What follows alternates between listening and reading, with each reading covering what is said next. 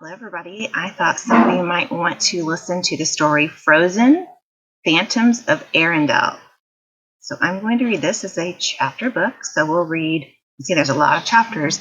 So we'll just read a few chapters at a time, and I will post each chapter or chapters as I read them so you can see which ones are there. This is the prologue, and remember, prologue is what gives us the information that happens before the story. This is information the author thinks that we need to have before we start reading into the chapters. Anna was holding a ghost. She and her sister Elsa had been tracking the phantom for hours, following it through the street passageways hidden inside Arendelle's castle walls. Then Elsa had created a giant ice slide to catch up to the phantom, and it had worked. Unfortunately, Anna, Elsa, and the captured spirit were now rocketing down the slippery ice slide with no way to stop. This was not how Anna had expected to spend her day. Right then, she was supposed to be throwing a massive ball in Elsa's honor. Now, what do you think that means, massive ball? Does that mean a great big huge ball? So, no, that means that is another word for dance, a massive dance. They call it a ball. She had been planning it for days, right under Elsa's nose. Streamers and cake and chocolates and musicians and everything. Look at that phrase, right under Elsa's nose. Do you think that means that literally she'd been planning it right here under Elsa's nose? No, that's one of those figurative language things that you've learned about, and so that is something they meant to say. She was planning it when Elsa was right there and she was around, but she was able to do it really sneaky and in a good way and plan the party without Elsa knowing. It had taken all of Anna's efforts to keep her sister distracted out of the castle and away from her duties as Queen of Arendelle during the setup. And now they were trapped in these hidden hallways and would miss the dance anyway. Ahead, Anna could see that the passage was coming to a dead end. The sisters and the phantom shot toward the bottom of the slide, and Elsa created a huge snowbank to stop them before they hit the oncoming castle wall. Anna considered the snowbank and the wall just behind it. It'll be just like a pillow, she reminded herself. But that wall looked very solid, and it was coming up fast. Only one thing was certain. What had started as a simple plan for a surprise dance had become something much crazier. Chapter 1. It was the previous morning, and Anna was trying to think of a plan. The young princess flipped another page of the gigantic library book she had pulled off the shelf. A book of myths and legends from around the world. It was one of her favorites from when she was little, when her sister Elsa had still been hiding from the world. Back then, Anna had worked her way through nearly every book in the library. There hadn't been much else to do. Now things were very difficult. Everything about life in the castle had changed since Elsa had returned home from the North Mountain and learned to control her powers. Did you notice that I missed a word? Let's go back up here. Now things were very, I said difficult here. But you know what? Look, I only looked at the first part. Diff, and oh, look, it ends with a diff, but listen, cult. I hear a k in there in the middle. Remember, it's really always important to check the beginning, the middle, and the end of the sentence. So there's no k, there's no letter that makes the k sound. So when I recognize that, I need to go back and I need to reread that word. Now things were very different. Everything about life in the castle had changed since Elsa had returned home from the North Mountain and learned to control her powers. By Elsa's royal decree, the gates were always open, sunlight streamed through the unshuttered windows, and villagers and guests came and went freely every day. There were so many new people to meet. Blacksmiths, and glassblowers, and cheesemongers. There was even a man whose entire job was to repair dolls' shoes. He was a doll cobbler, and his work was amazing. You ever heard that word cobbler before? A lot of times we say, oh, apple or peach cobbler. That's a really yummy dessert. But in this sentence, cobbler is someone who repairs shoes. And people still do that today.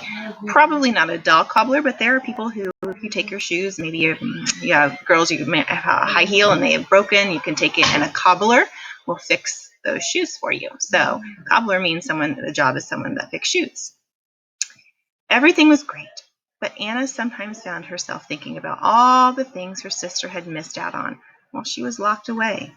Birthday celebrations and playing with friends and everything. All of them had drifted by. Life had been lonely for Anna.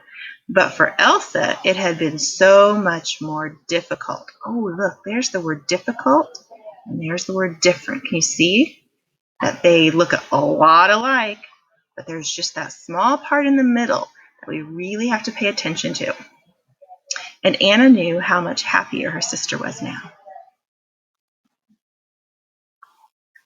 But particularly on days like this, when Elsa was especially busy with her duties as queen, Anna couldn't help wondering if she could make Elsa's life even better. So there she was, sitting in the library, pondering what to do.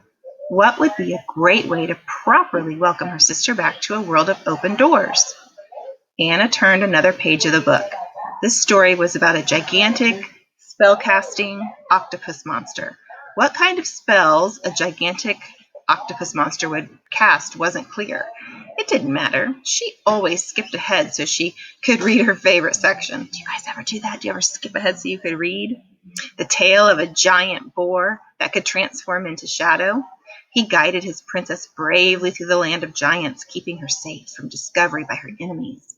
When she was 6, Anna had decided the heroic boar should be named Spy Pig. And there's this word boar. Sometimes you hear it and say, oh, it's boring. I'm bored. That's a different kind of bore. That is being bored, having nothing to do, is B-O-R-E. And this is B-O-A-R. Remember, O-A makes the O sound.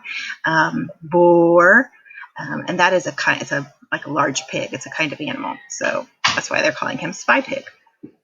Anna, a happy voice called out from nearby. I'm so glad to see you. I've missed you so much. Anna turned, a small smile forming on her lips. I saw you this morning, Olaf, she responded to the little snowman as he walked into the library. At breakfast, remember? Just before Kristoff and Sven left on their ice delivery. Olaf climbed into a chair near Anna, the snowflakes from his personal snow clouds tickling her arm. It feels like a long time ago. I've spent all morning looking at books. Did you know that every one of these books is completely different? Yeah, Anna laughed. I've read most of these already. A lot of them twice, actually. Anna pointed at the book Olaf had brought in with him. So, what do you have there? Olaf lit up with excitement. A book about phantoms. Remember we studied those H brothers? And one that we don't see a whole lot of is the PH. We see it in a lot in the word phone. But here's another PH word, phantoms. That PH sounds like an F, but this is how it's spelled, he exclaimed. Do you know what a phantom is? A phantom is a kind of a ghost. Did you know phantoms are everywhere, especially in castles like this one? Gerda has been reading it to me. Do you know her? Anna nodded with amusement. Only my whole life. Gerda and Kai have been overseeing the castle household since before I was born. Anna poked at the book Olaf was holding. But I think that if there were any ghosts or phantoms or whatever here, I would know. I am the princess, after all. I think all ghosts have to report to me by law or something. See that word am and how it's italicized? The author does that so that we make sure that we read it with a little bit more expression. All right. Oops. This is Camacho. Went back too far. Olaf was less amused. You shouldn't laugh about these things, Anna. It says so right here, see? Olaf held up his book. The title was Do Not Laugh at Phantoms. Olaf continued.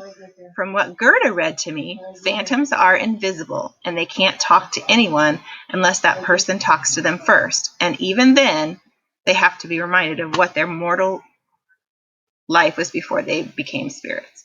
Don't you see? It's lonely and hard being a ghost. Everything drifts by them, and no one ever talks to them or asks them to play or sing or dance. They need our help so they can remember how to enjoy themselves. They need... Whoa, Anna said, interrupting the small snowman. Olaf, you're so right. You're so totally right about everything. Olaf looked awestruck.